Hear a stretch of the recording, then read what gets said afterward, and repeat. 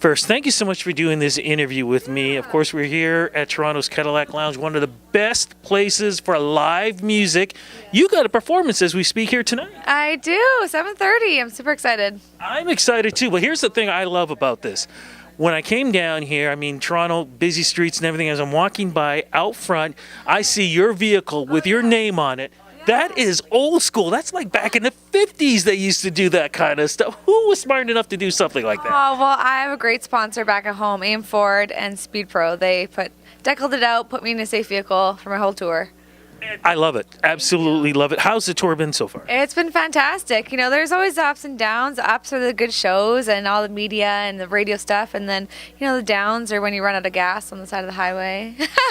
That's what makes you a real artist, because you are going through, like I just mentioned, old school artists went through the same thing. Even though we got new technology, better vehicles, same things. No, but it's all lots of fun. Absolutely. Now, look, I want to talk about with the new album. Congratulations on that. I want to talk about the new single. I definitely want to talk about the video too, and how you put this all together. But let's talk about the love of music and how that all came together, because of course not from Toronto right now, right? No, I'm not from here. I grew up in a small town in BC, and my parents always had CMT, if you remember that, CMT on at home. Yes, we miss CMT, let's just say that right. I know, and we always had country music going on in the truck. We were driving down dirt roads, and you know, I think my earliest memory was singing on top of my dresser when I was like 7 or something, singing Martina McBride. On top of your Sitting on top of my dresser. Are you afraid of falling off? I don't know. I just remember that. What is it about country music that you love so much? I know I've always said, and I've said this many times in interviews, I think the two best genres to tell stories are hip-hop, rap, and country music. Oh, interesting. That's exactly it, is the stories that you get to tell. And it's all about the stories, and I love songwriting. So I love collaborating with people. Yeah. And I was going to get into that. I want to get into that a little bit later on too, because you have collaborated with some really great people in this business. But when did you start to know that, you know what, country music, I'm loving this? I mean, we all love our music, but how do we know that it's going to be part of our career? I've never pursued anything else. When I was 16, I said, when I'm 20, I'm going to be like Carrie Underwood, and you know. And so after high school, I went to music school, and after music school, I moved to a bigger city, which was Vancouver for me. And I released my first EP in 2012, and I've never done anything else. So I've always known. When we talked about the collaboration stuff, who else have you been working with? Well, songwriters, you know, Phil Barton and Bruce Wallace, or a couple, Brian White down in Nashville. Those are great. My guitar player who's on the road with me now, Jason Thomas, we do a lot of writing together. We've actually been playing together since we were 15. So that's been, a nice long musical relationship. And then I guess the biggest collaboration on stage, you might know. Come on, give the name so the ladies can all start screaming once you say it. Oh yeah, Mr. Keith Urban. How did that come about? Duet, and yeah, there's a video up with you performing with him. How did this all come about? Well, on my last trip to Nashville, I heard that he was doing a pop-up show, which big artists will sometimes do on their breaks. And so I went down to the venue, I waited in line, I signed a CD, and I basically went up to the stage and I asked him.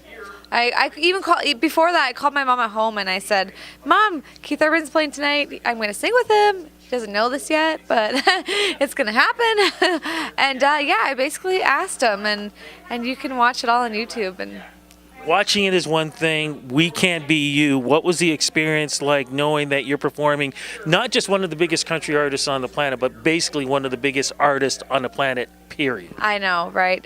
He's a huge inspiration to me, for one thing. So it was a dream come true, literally. And if you can imagine, you know, being on stage and having Keith Urban look into your eyes, he was literally just looking into my eyes, singing to me. And it was just incredible. Nicole wasn't around, like, watching. She was. Oh. Yeah. Did you get a chance to talk? Yeah, she actually commented on the performance and said, you do really great, and she was really nice. And he made a comment in the video. You'll hear him say, you know, I've only known you for 5 minutes, but your name's already tattooed on my arm. Oh, Ah, there you go. But your music is tattooed in our brains and our hearts too. When you decided, and I should also mention too, you've had a couple of, and correct me if I'm wrong, a couple of awards also? Yeah, some Kootenai Music Awards, and also the big one was the Artist Development Project in 2015, which kind of launched my sophomore EP. Which led you to Toronto. Yes, and I stayed here for about 4 months.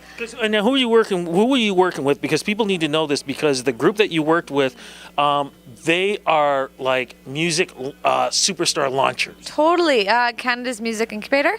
Yeah, I was there for a few months, and they are just incredible people, an amazing team. They put me in front of, really great people in the industry. It was incredible, yeah. So here you are, you got all of this stirring into a pot. Now we're going, we've had an EP, everything else. We got Keith Urban, you got Nicole, you got, Toronto, but it's time to make an album. Yeah. What were your thoughts on making this album? And give me the name of the album too. Yeah, it's called Come Find Me, right? So I really just wanted to record the best songs. So I put a few songs on there that I wrote. One is the new single, and I got a few songs from Ole down in Nashville, and I think it's a bit different of a sound from my last album. It's more, my voice has grown more. I've been able to find my own voice, I feel. So I love it. Now, did you record that in Nashville? No, I did it at Studio Down Under in Abbotsford, down near Vancouver. Very cool. Okay, now the name of the single. Mad About It. I'm going to get to the video in a moment, but what's the song about? Well, unfortunately, it's inspired by true events of being cheated on. And, there's a few twists in there from, having fun with songwriting. I don't actually shoot the guy or burn anything down. But, and then that song, I wrote that in 2014. So it's been a while. But I've kind of been evolving it and working the form a bit. And now I've got it released. Does he know the song is about him? I think so. He better know. Yeah, he probably does. He probably does. Hey, well, here you are. You've got the single. The video now I want to get into. Can you describe it for folks? This is crazy. Yeah, so I kind of took a positive spin on being mad, and I'm actually a very creative person, so what we did was we painted the guy, the ex-boyfriend, and we slapped him with paint, and it was so much fun, and I felt bad because every time I'd hit him with a paintbrush, I'd be like, I'm sorry, and he's like, no, you need to get madder, and I'm like, oh my God. It's hard. That must have been, when you think about it, not just the song itself and what it meant, and then doing this video, that must have just a big, weight off your shoulders. You got it out there. Yeah, no, I love this song. And that's the art of songwriting, is you get to release things like that mean something to you, and it's fun, yeah. What does this album mean to you right now in this point in your career? Well, it's really been a story of the last few years of my life, kind of going through heartbreak and falling in love, and so it's perfect. It's just the story. It's great. And the story continues. What's going to happen in 2018, though? Are you going to be hitting some of the big festivals? Cross fingers. Could you be at Boots and Hearts? Oh, we've got the CCMAs happening, too. What's happening there? Yeah, I'll definitely be back down for the CCMAs. That's in Hamilton. And right now, I'm heading to Nashville tomorrow, actually. And I'm going to stay there till July. And I'm just focusing on songwriting and singing. And then I'll be back, in July, for the festival season. All right, so to know where you are, social media is the place to go. Where do we go to follow you? So at Lisa Nicole Music. It's the same thing on all my social media. Super easy. Before we go, one thing I always love to ask about is, it's all about positivity in this world, hopefully. What advice can you give folks who are trying to follow their dreams like you are, on the road, out there in Nashville, performing with, stars and making your dreams come true? What advice can you give those folks? You just have to work really hard. It's really a business of from waking up to when you go to bed.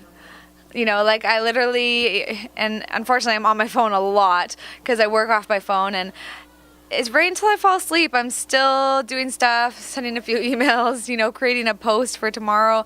And the other thing is to stay humble and grateful to the people that help you and give you opportunities, and I think that's a big thing.